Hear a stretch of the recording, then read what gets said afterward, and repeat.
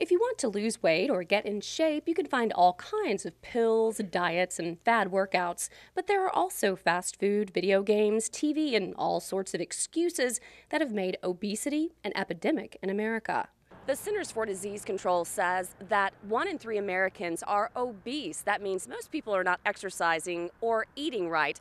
And so I hit the streets of Greenville to see what people here say if they think they're living a healthy lifestyle. DeAndre Spell of Greenville says his 3-year-old daughter Tashayla loves junk food, but he thinks he's living healthy. Wake up in the morning, run about a mile.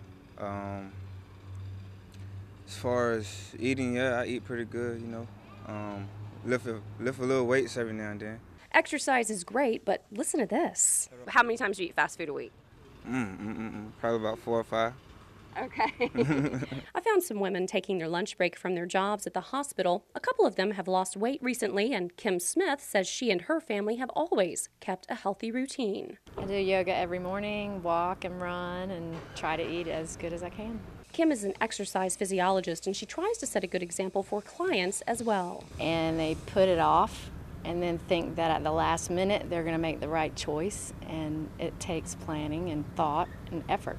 She says many people put everything and everyone first, and then they find themselves in poor health.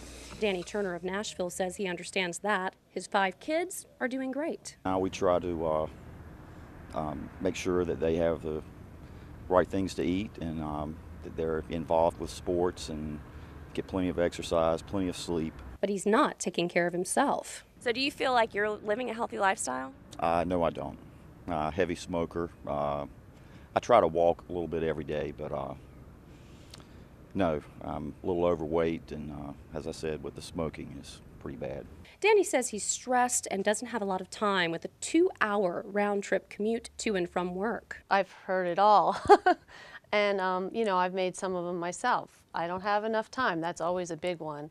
I can't get up early in the morning. I'm too tired when I get home at night. Licensed professional counselor Alyssa Sugar in Greenville says there's always an excuse, but it comes down to thinking you're worthy of being healthy. A lot of these people who eat too much don't feel so good about themselves, and they don't really want to take care of themselves enough to treat their body right. But what if you're obese or depressed? How do you even get started? And a lot of times if they're depressed, especially if they're not really to the stage where they need medication, the exercise alone can help a lot because it starts working on those good chemicals in your brain that make you feel better. She says take baby steps. When it comes down to it, you're the only one that's going to be able to take that first step. So you set the alarm an hour earlier if you have to, or lunch hour, you know, keep a pair of sneakers in the car. She says balance is key.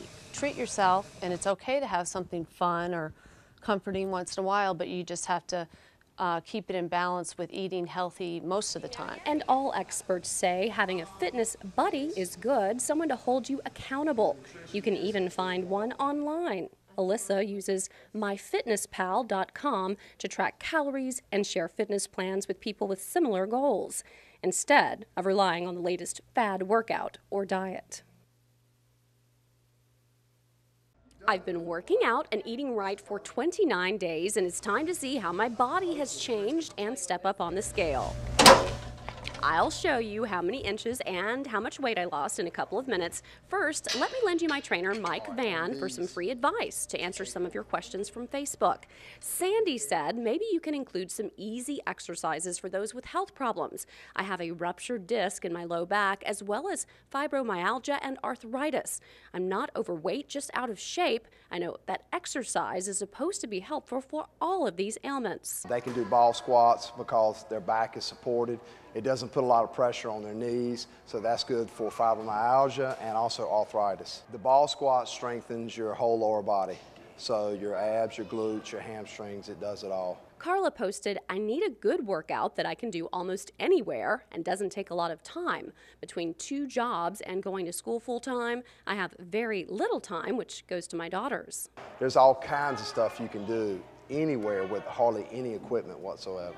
Mike demonstrated how you can do crunches anywhere. Hold it, drop it down. Or work your core by laying on your stomach and alternating lifting opposite arms and legs. If you have a workout ball, you can try a reverse crunch. Okay. You want to come up to where your body is in a straight plane. In other words, you don't want to come too far back. It arches your back too bad. It's not good for your spine. And for Carla, who works 2 jobs, Mike says work out at the office using your chair for squats and leg lifts and whatever you have around, even soup cans for a chest and arm workout. Amanda posted on Facebook, I take a doctor-prescribed diet pill called Phentermine. It has significantly decreased my appetite. I'm going to be honest up here. I weighed at my heaviest 314.8 pounds. I weigh 288 now. So are diet pills the answer for weight loss? I asked Mike. We call those kind of like crash diets or diet pills. It's going to help you lose weight quickly, but you also will lose muscle mass at the same time. So we don't want to do that. We want to do it with a good diet, exercise, cardio plan. So I really don't advocate taking any diet pills if you can get away from it. And that's what I've been doing for the past month, eating well for the most part, cardio 5 times a week, and weight training 3 times a week.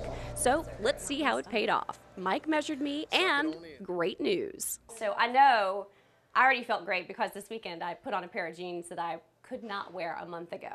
So for a woman, that's probably the biggest piece of evidence to know that you are changing. So thank you very much. Thank you, April. I'm so Congratulations. excited. Thank you. All right.